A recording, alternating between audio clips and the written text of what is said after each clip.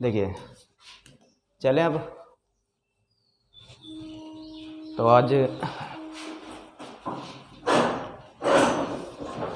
History है हमारा, है ना। और हिस्ट्री में क्या था, सिंधु घाटी सभ्यता, यही तो था, है ना। चलो देखो, कल सिंधु घाटी सभ्यता के विषय में आपको क्या क्या पढ़ाया गया था। सिंधु घाटी सभ्यता, कल आपको सिंधु घाटी सभ्यता में बहुत कुछ पढ़ाया गया था। जैसे कि इसी सभ्यता को क्या कहा जाता है, आद्य ऐतिहासिक, आद्य ऐतिहासिक कहा गया था कि नहीं, कहा गया था। इस सभ्यता की हमें आधी जानकारी है कि पूरी, बताइए। आधी जानकारी।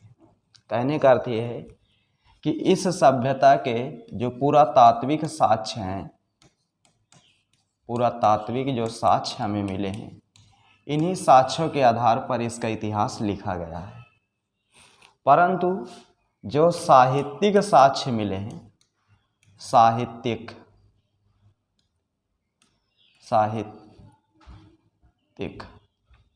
ठीक है, जो साहित्यिक साक्ष्य मिले हैं, क्या उन्हें हम पढ़ सकते हैं?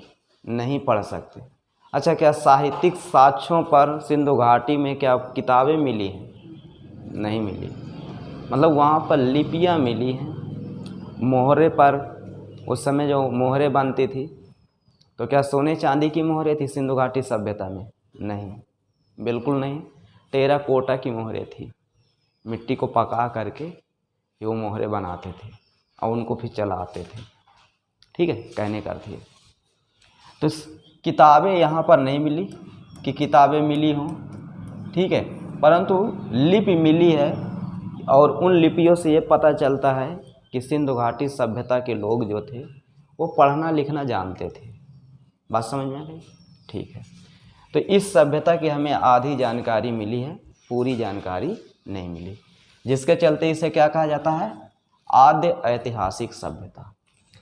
दूसरी बात, इसके समय को लेकर के बहु मतभेद है कि नहीं? समय को लेकर के बहुत मतभेद है। अलग अलग इतिहासकार अलग अलग समय बताते हैं। जैसे कि कुछ इतिहासकारों का मानना है कि यह सभ्यता 3000 BC से लेकर 1700 BC के बीच में थी। कुछ का मानना है कि यह सभ्यता 2500 BC से लेकर 1750 BC के बीच की।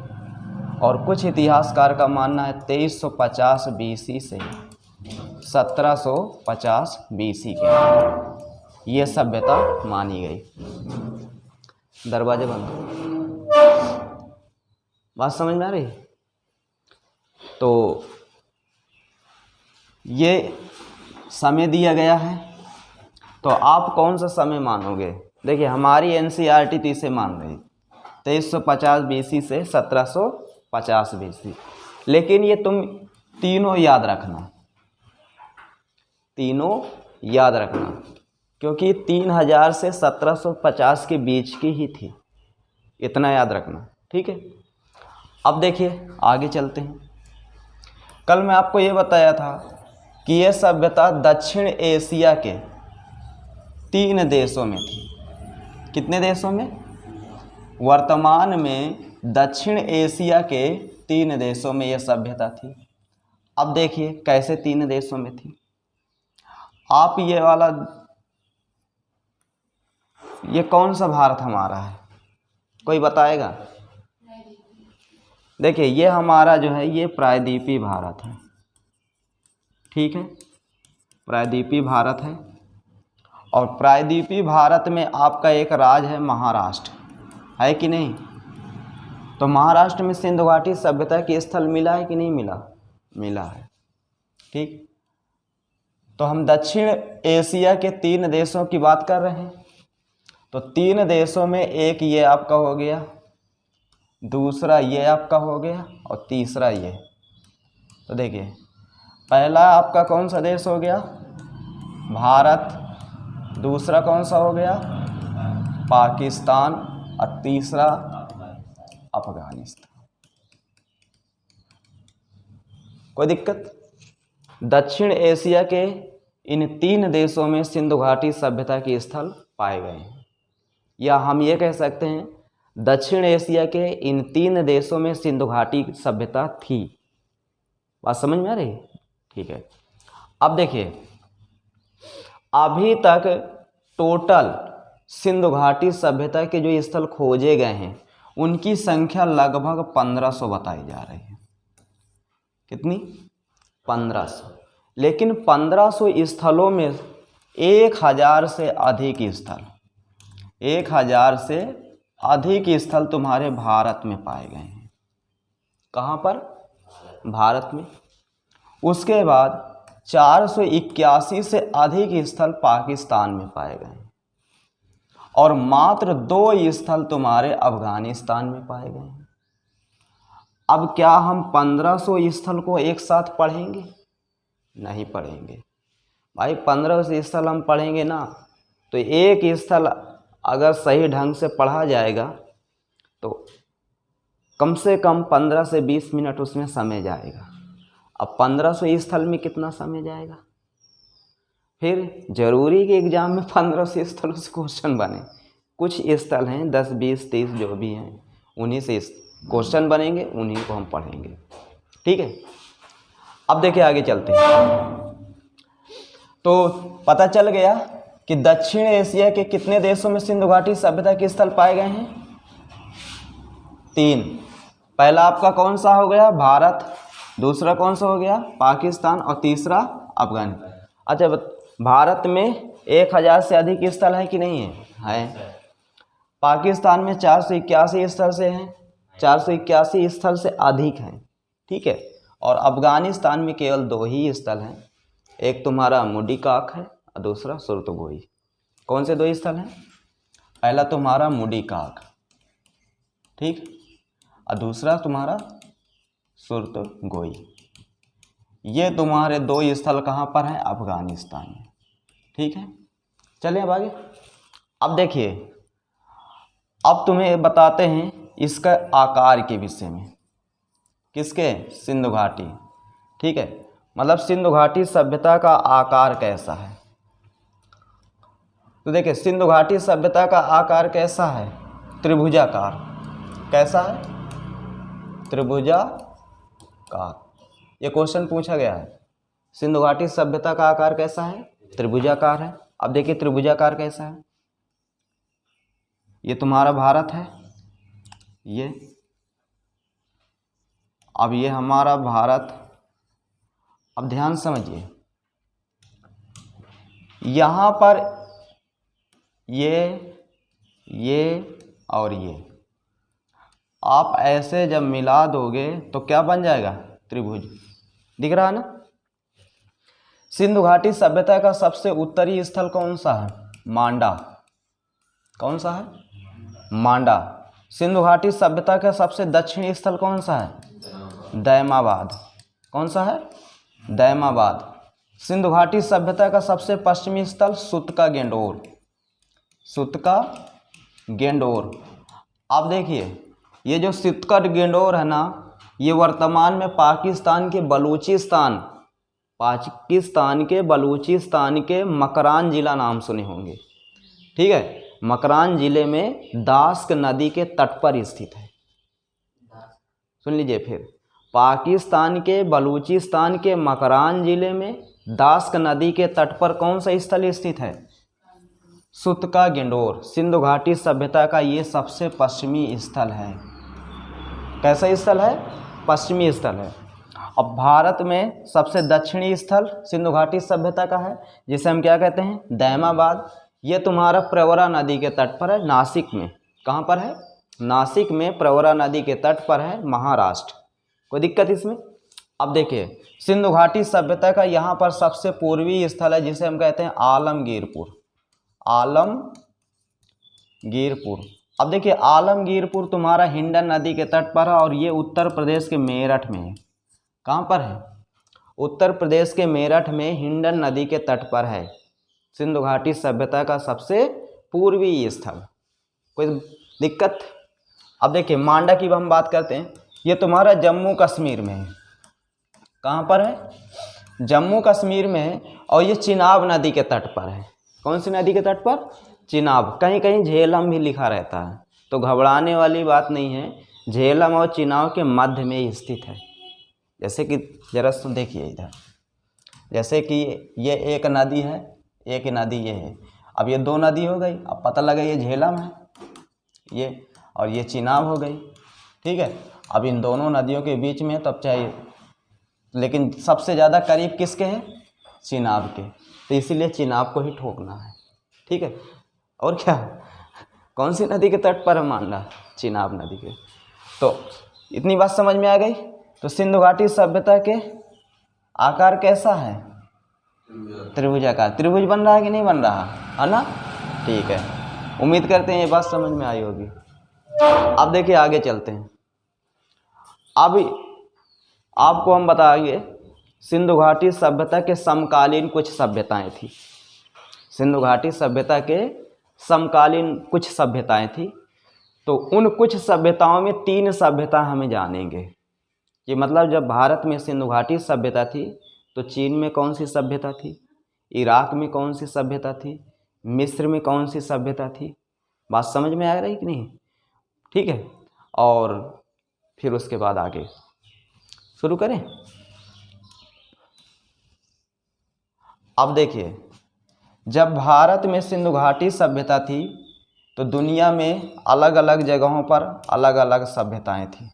जैसे चीन की अगर हम बात करें तो चीन में चीनी सभ्यता थी। चीन की सभ्यता थी कि नहीं थी? ठीक है, अच्छा बताओ चीन की सभ्यता किस नदी के तट पर थी? पता है? हाँ, अच्छा, रावी नदी चीन में बहती है? हाँ, रावी नदी यहाँ पर चीन की सभ्यता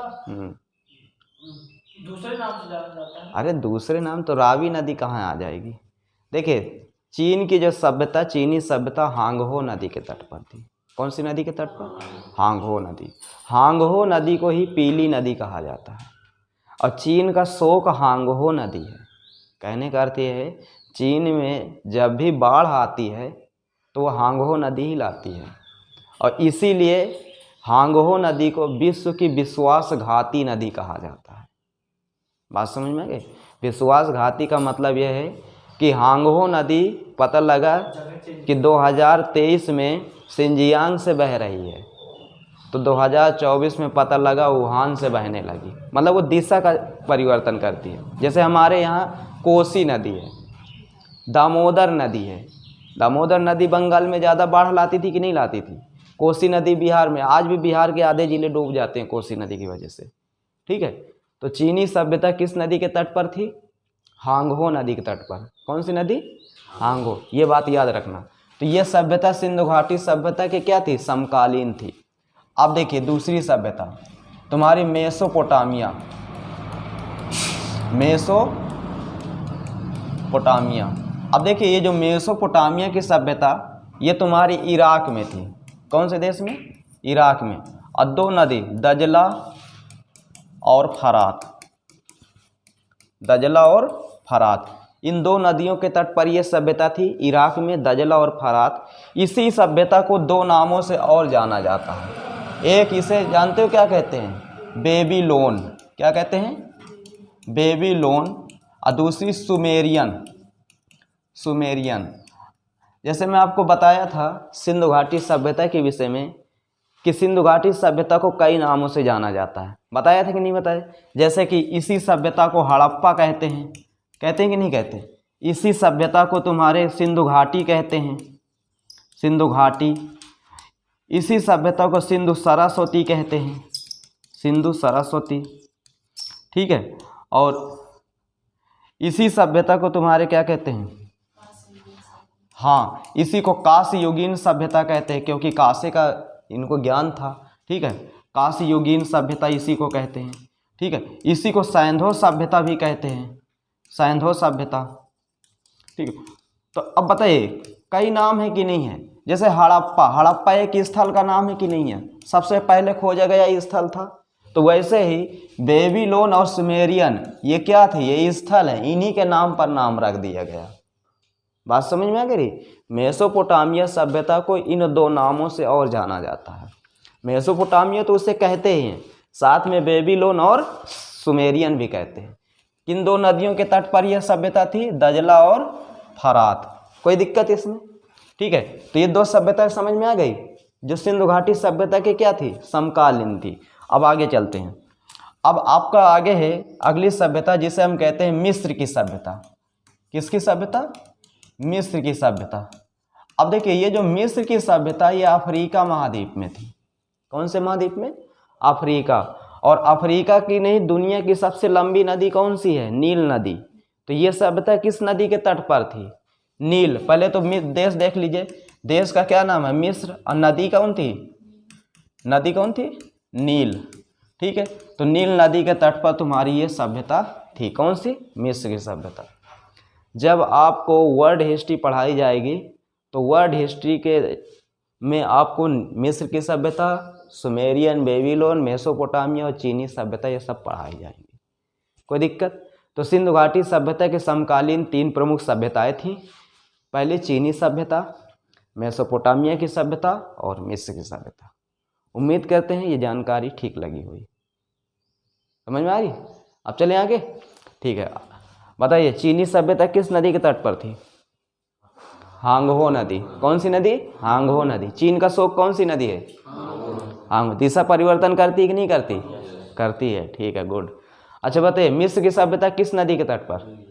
विश्व की सबसे लंबी नदी कौन सी है? नील नदी। अच्छा बताइए मेसोपोटामिया की सभ्यता किस नदी के तट पर? दजला और फरात। दजला और फरात। ठीक है, मेसोपोटामिया की सभ्यता को और किन दो नामों से जाना जाता है? बेबीलोन और सुमेरियन। बेबीलोन और सुमेरियन। कोई दिक्कत इसमें? ठीक है, ये सिंधु घाटी सभ्यता के समकालीन थी कि नहीं थी? थी। अच्छा बताइए सिंधु घाटी सभ्यता का सबसे उत्तरी स्थल कौन था? मांडा। कौन था? मांडा। किस नदी के तट पर? चिनाब नदी। सबसे दक्षिणी स्थल? दैमाबाद। किस नदी के तट पर? प्रवरा नदी तक। तुम्हारी गोदावरी नदी, गोदावरी की सहायक नदी प्रवरा नदी है। ठीक है, उसके बाद सिंधु घाटी सभ्यता का सबसे पश्चिमी स्थल कौन सा है? सुतका गेंडोर। कौन सा है? सुतका गेंडोर। किस नदी के तट पर है? दास्क नदी के। कौन से राज्य में पड़ता है? बलूचिस्तान। ठीक है, जिला मकरान। कोई दिक्कत इसमें? सिंधु घाटी सभ्यता का सबसे पूर्वी स्थल? आलमगीरपुर। कौन से राज्य में है? उत्तर प्रदेश। कौन से राज्य में है? उत्तर प्रदेश। जिला मेरठ। नदी कौन सी है? हिंडन नदी। कौन सी नदी? हिंडन नदी। इतनी बात समझ में? सिंधु घाटी सभ्यता का आकार कैसा है? त्रिभुजाकार। कैसा आकार है? त्रिभुजाकार। अब देखिए आगे, सिंधु घाटी सभ्यता के समय में परिवर्तन अलग अलग मत है कि नहीं है? हैं? कुछ विद्वानों का कहने का अर्थ है कि सिंधु घाटी सभ्यता 3000 BC से लेकर 1700 BC तक थी। कुछ विद्वानों का कहने का अर्थ है कि सिंधु घाटी सभ्यता 2500 BC से लेकर 1750 BC तक थी। और कुछ लोगों का कहने का मतलब है कि 2350 BC से लेकर 1750 BC तक। कोई दिक्कत इसमें? यहाँ तक बात समझ में आ गई? अब चलें आगे। अब देखिए सिंधु घाटी सभ्यता के अब स्थलों को जानेंगे कि भारत पाकिस्तान के कौन कौन राज्यों में सिंधु घाटी सभ्यता के स्थल पाए गए हैं, क्योंकि इनसे भी क्वेश्चन वो बनाता है। चले ठीक है, सबसे पहले तो अब नक्शा बनाना पड़ेगा, इसका और ऊपर कर देते हैं ना। ठीक है,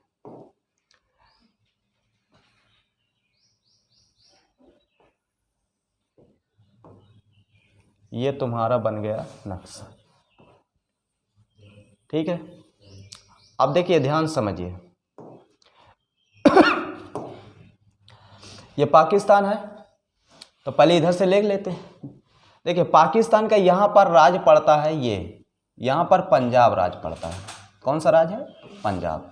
अब पाकिस्तान का यहाँ पर इस साइड पर सिंध राज पड़ता है। ठीक, और इस साइड पर ये पूरा बलूचिस्तान है, बलूचिस्तान। तो पाकिस्तान के इन 3 राज्यों में सिंधु घाटी सभ्यता के स्थल पाए गए हैं। कौन कौन से 3 राज्य हैं? पहला आपका पंजाब हो गया, दूसरा आपका सिंध हो गया, ठीक है, और तीसरा आपका बलूचिस्तान हो गया। अच्छा, ये हम आपका क्यों बता रहे हैं? क्योंकि भविष्य में हमारे होने वाले हैं, आज नहीं तो कल ही हो जाएंगे आगे, है ना।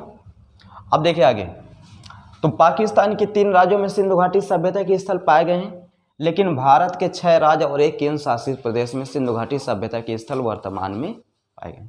देखिए तुम्हारा यहाँ पर जम्मू कश्मीर पड़ता है कि नहीं पड़ता, J&K। उसके बाद यहाँ पर तुम्हारा पंजाब है, इसके नीचे हरियाणा है, यूपी है, राजस्थान है, गुजरात है और महाराष्ट्र है। बात समझ में आ रही है? तो क्या मध्य प्रदेश में सिंधु घाटी सभ्यता की स्थल है? नहीं है। मध्य प्रदेश में सिंधु घाटी सभ्यता की स्थल नहीं पाया गया। लेकिन वो तुम्हें पूछेगा घुमा के, भाई देखिए बगल में है ना ये, वो पूछेगा कि निम्नलिखित राज्यों में से किस राज्य में सिंधु घाटी सभ्यता की स्थल नहीं पाया गया है। तो क्वेश्चन में तुम्हारा मध्य प्रदेश भी रहेगा और तुम्हें लगेगा कि यहाँ जब नीचे महाराष्ट्र में सिंधु घाटी की सभ्यता का स्थल है तो निश्चित मध्य प्रदेश में जरूर कहे बच जाए का है। लेकिन बिल्कुल नहीं, मध्य प्रदेश में आपका सिंधु घाटी सभ्यता के स्थल बिल्कुल नहीं है। केवल भारत के कितने राज्यों में है? तो 6 राज्यों में सिंधु घाटी सभ्यता की स्थल है। 1, 2, 3, 4, 5 और 6। और ये वाला जो तुम्हारा 7वें नंबर का है, ये तुम्हारा यूटी है, केंद्र शासित प्रदेश, यूनियन टेरिटरी। बात समझ में आ रही है? ये तुम्हारा क्या है? यूटी है। लेकिन पहले क्या था? 2019 के पहले भारत का राज्य था, तो 7 राज्य बताए जाते थे कि भारत के 7 राज्यों में सिंधु घाटी सभ्यता के स्थल पाए जाते। कोई दिक्कत इसमें?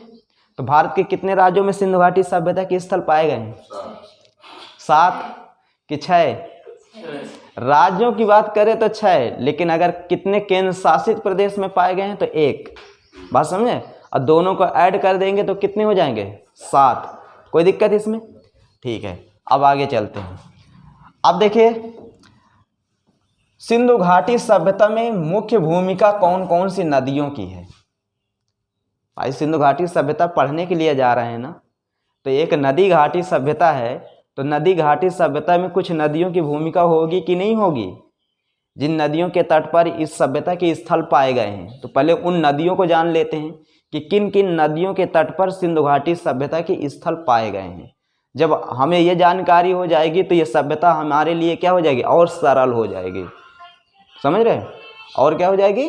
सरल हो जाएगी। देखिए अब चलते हैं, अब नदियों के हम आपको बता दें किन किन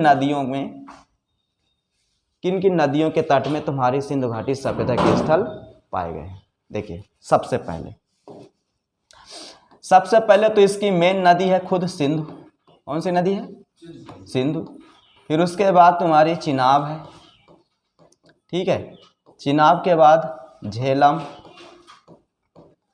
झेलम के बाद सतलज, ठीक है। सतलज के बाद तुम्हारी रावी, और रावी के बाद तुम्हारी प्रवरा, ठीक है,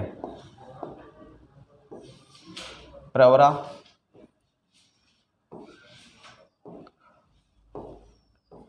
और प्रवरा के बाद आपकी हिंडन, ये यमुना की सहायक नदी, हिंडन नदी जो है ये किसकी सहायक नदी है? यमुना की सहायक नदी है, ठीक है।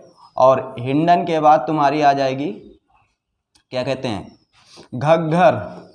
देखिए ये घग्घर नदी अब विलुप्त हो चुकी है, इसी को घग्घर कहा जाता है, इसी को सरस्वती भी कहा जाता है, और इसी को दिव्यद्वासी भी नदी कहा जाता है। कई नाम है इसके, लेकिन ये 2 नाम आप याद रखो, एक सरस्वती, दूसरा क्या? घग्घर, ठीक है। अब देखिए उसके बाद तुम्हारी भादर नदी है एक, ठीक है। भादर नदी के बाद आपका रंगोई नदी। कौन सी? ये हरियाणा में बहती थी, अब तो नहीं खैर बहती, लेकिन पहले बहती थी रंगोई नदी, ठीक है। भादर नदी ये गुजरात में बहती थी, ठीक है। तो कुल मिला करके एक दास्क नदी आपकी, ठीक है।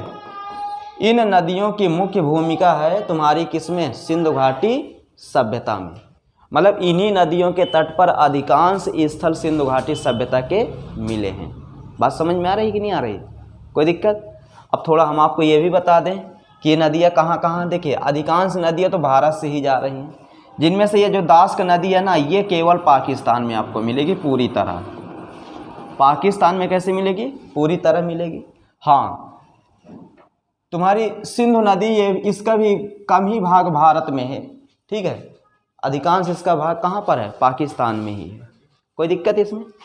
तो इतनी नदियों के तट पर सिंधु घाटी सभ्यता के स्थल है, और इन नदियों को पहले से बता दिया गया ताकि आगे जब स्थल पढ़ाए जाएंगे तब आपको कोई दिक्कत नहीं होगी। कोई दिक्कत इसमें?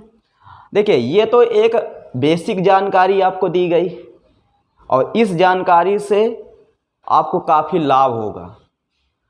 अब सिंधु घाटी सभ्यता की खोज कैसे हुई, किसने किया, अपनी जगह बहुत बड़ा सवाल है, समझ रहे हो। तो पहले ये पात्र खत्म करते हैं, फिर उसके बाद स्थल वाले पात्र में आते हैं।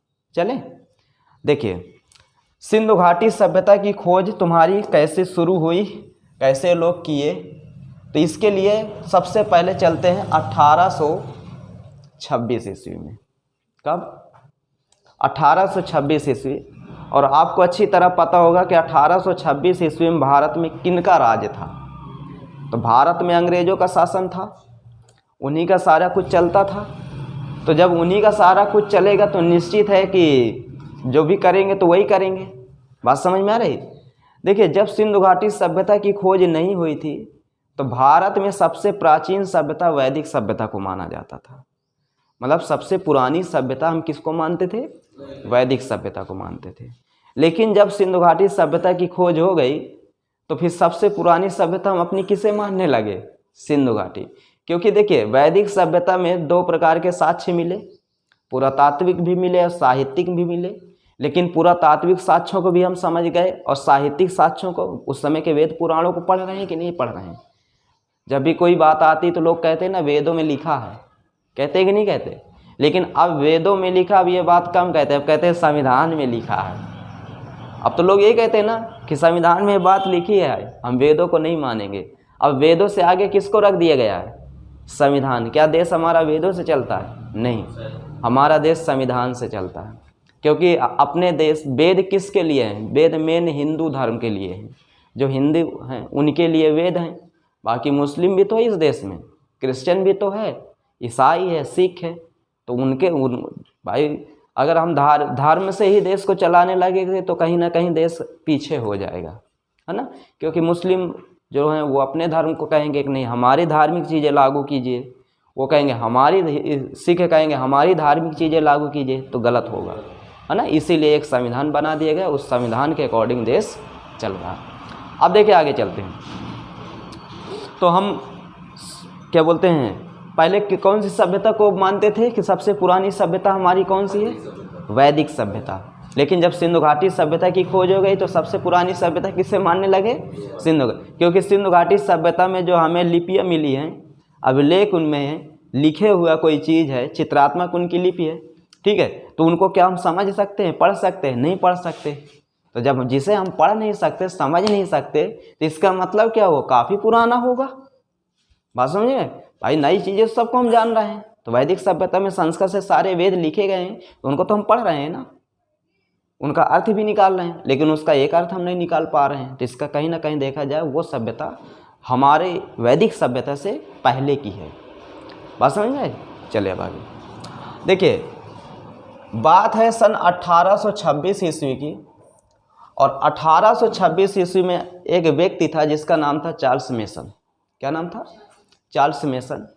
तो ये व्यक्ति सबसे पहले हड़प्पा, कहाँ पर? हड़प्पा। देखिए ये तुम्हारा भारत है और यहाँ पर हड़प्पा पड़ता पाकिस्तान में। तो पाकिस्तान में हड़प्पा गांव है एक, ठीक है, जिला नहीं है, गांव है। जिला तो इसका माउंट गोमरी है, साहिवाल जिसे आप कहते हैं। कौन सा जिला है?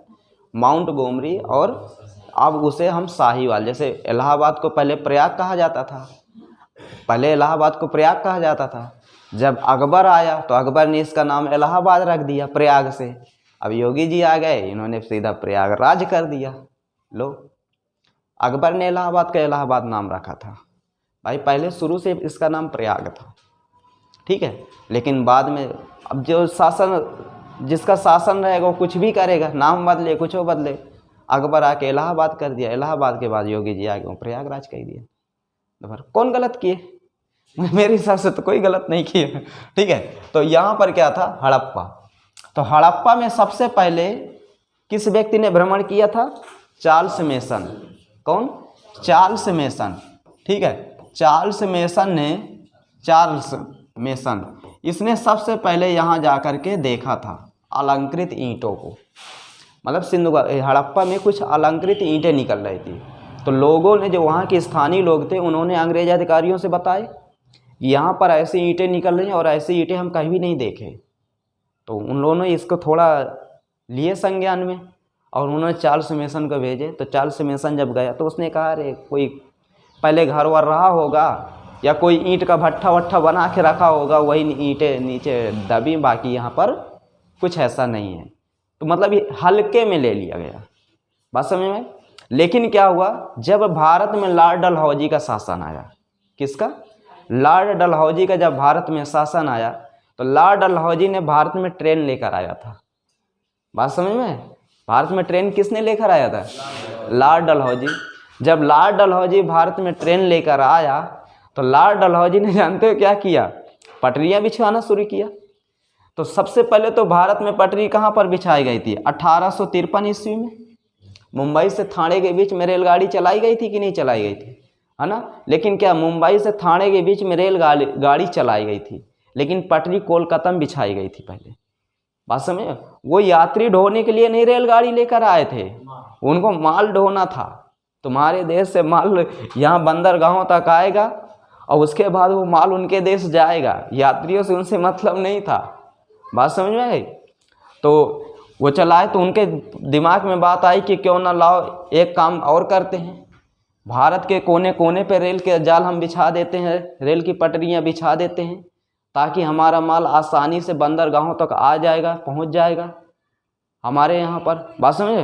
तो उन्होंने 1856 ईस्वी में, कब, 1856 ईस्वी में। अब देखिए इस जगह मैप लेते हैं, क्योंकि बिना मैप के समझ में नहीं आएगा।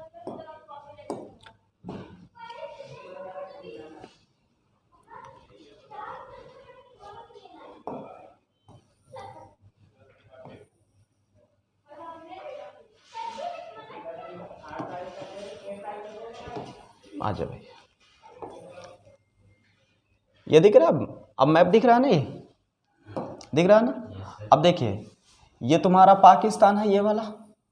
तो यहाँ पर पाकिस्तान के इस साइड पर एक बंदरगाह है जिसे हम कहते हैं कराची, ठीक है। और ये उस समय भारत का सबसे पश्चिमी बंदरगाह था और भारत का सबसे बड़ा बंदरगाह था। तो अब इससे भी तो वो लोग एक्सपोर्ट और इंपोर्ट करते थे, सामान यहाँ से ले जाते थे, लाते थे। तो उस समय क्या था कि इस साइड पर सबसे बड़ा शहर लाहौर था, कौन सा शहर, लाहौर, और इस साइड पर कराची था। तो उन्होंने दिमाग लगाया कि अगर हम लाहौर से कराची के बीच पटरी बिछा देंगे रेलवे की, तो आसानी होगी इधर का माल यहाँ लाने में, बस में। तो समय था 1856 का, कब का समय था, 1856 ईस्वी का समय था। और वो लाहौर से कराची के बीच में पटरी रेल की बिछा रहे थे। सुन लीजिए, 1856 में लाहौर से कराची के बीच भी रेल की पटरी बिछाई जा रही थी, और 1856 में तुम्हारे कानपुर से प्रयागराज के बीच भी रेल की पटरी बिछाई जा रही थी, बस समझे। 1856 में ये जो कानपुर से प्रयागराज के बीच अपनी जो फतेहपुर वाली लाइन है, ये भी तुम्हारी 1856 की ही है, समझ रहे हो। हाँ, 1856 लॉर्ड डलहौजी का उस समय शासन था। तो जब रेल की पटरी बिछाई जा रही थी तो बीच में आप देखे होंगे कुछ पुलिया उलिया बनती थी, भाई नाला वाला है तो पुलिया तो बनानी ही पड़ेगी। तो जहाँ पर रेल की पटरी बिछाई जाएगी वहीं के स्थानीय मजदूरों को ले लिया जाता है। अब पता लगा फतेहपुर में तुम्हारे रेल की पटरी बिछाई जा रही है, कहा तुम तमिलनाडु से मजदूर लाओगे क्या, बताओ, यहीं की स्थानीय मजदूर तो लिए जाएंगे कि गलत कह रहे हैं भाई, यहीं के ले लिए जाएंगे, यहीं से काम करा लिया जाए, पैसा दे दिया जाएगा, आने जाने का खर्चा खत्म, ठीक। तो वहाँ के जो स्थानीय मजदूर थे, तो वो एक गांव पड़ता था हड़प्पा गांव, कौन सा, हड़प्पा। तो मजदूर क्या करते थे कि भैया ईंटा बगल में निकल ही रहा है, वही ईंटा सीधा उठा के लगा देते रहे, बन जाते रही पुलिया। तो दो सगे भाई थे, रेलवे के वो इंजीनियर थे, बर्टन बंधु उन्हें कहा जाता था। क्या कहा जाता था, बर्टन बंधु, बर्टन बंधु। बंधु बंगाली में क्या कहते हैं, भाई को कहते हैं, ठीक है। तो दो सगे भाई थे, एक का नाम था जेम्स बर्टन और दूसरे का नाम था विलियम बर्टन। क्या नाम था?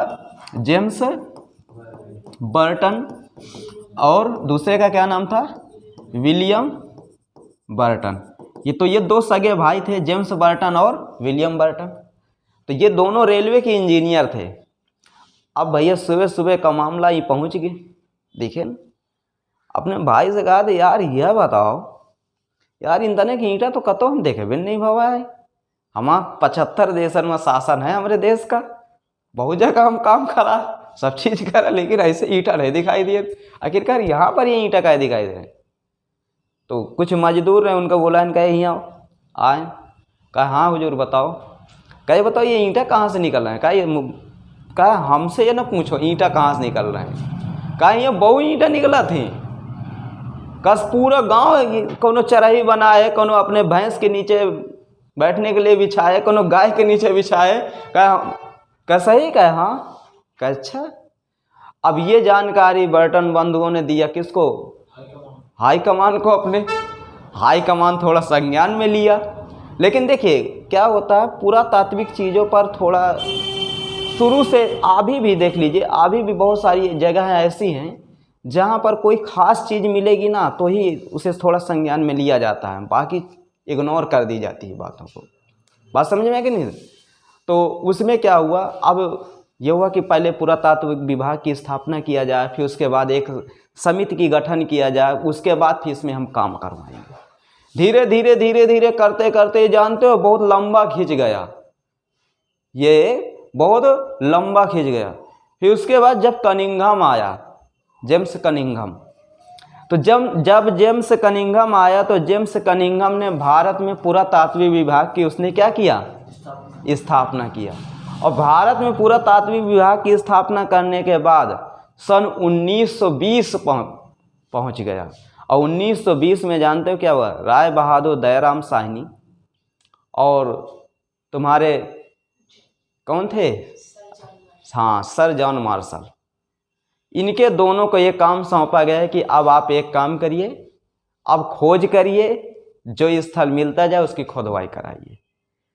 अब देखिए पुरातात्विक विभाग की खोदाई और ऐसे आम खोदाई दोनों में अंतर होता है।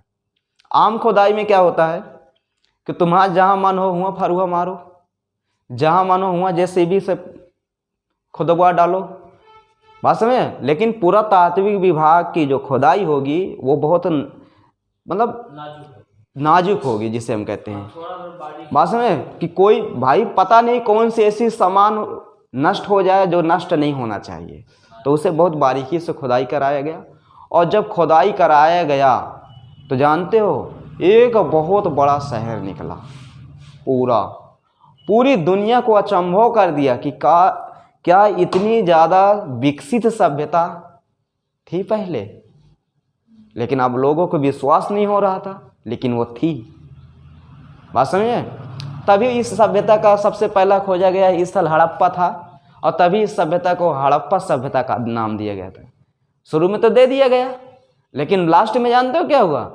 जब और मिलने लगे स्थल, तब यह हुआ कि किसको किसको हड़प्पा कहोगे, तो क्या अभी थोड़ी दिन रुक जाओ, फिर उसके बाद इसका नामकरण करेंगे धीरे धीरे, जब पूरे खुदाई खत्म होगी।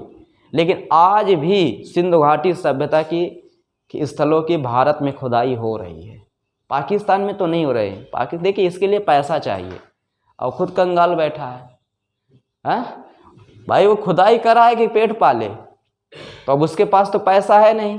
भारत के पास पैसा है तो भारत में आज भी खुदाई हो रही है, ठीक है। अब जितना नीचे तक पहुंच जाए, जितने नीचे तक घर द्वार होंगे उतने नीचे तक पहुंचेगी खुदाई, लेकिन आज भी हमारे यहाँ चालू है, ठीक है। अभी उत्तर प्रदेश के शामली में मिले हैं स्थल कुछ। उत्तर प्रदेश का शामली जिला पड़ता है, हमारे प्रदेश का सबसे पश्चिमी स्थल है, तो वहाँ पर कुछ 2-3 स्थल अभी मिले हैं खुदाई में, ठीक है। तो अभी चालू है हमारे प्रदेश में। हमारे प्रदेश में क्या, हमारे देश में चालू है, कोई दिक्कत इसमें? अब यहाँ से बंद करें, अब इसके आगे कल पढ़ाएंगे, ठीक। तो आज की क्लास यहीं पर ओवर करते हैं, ठीक।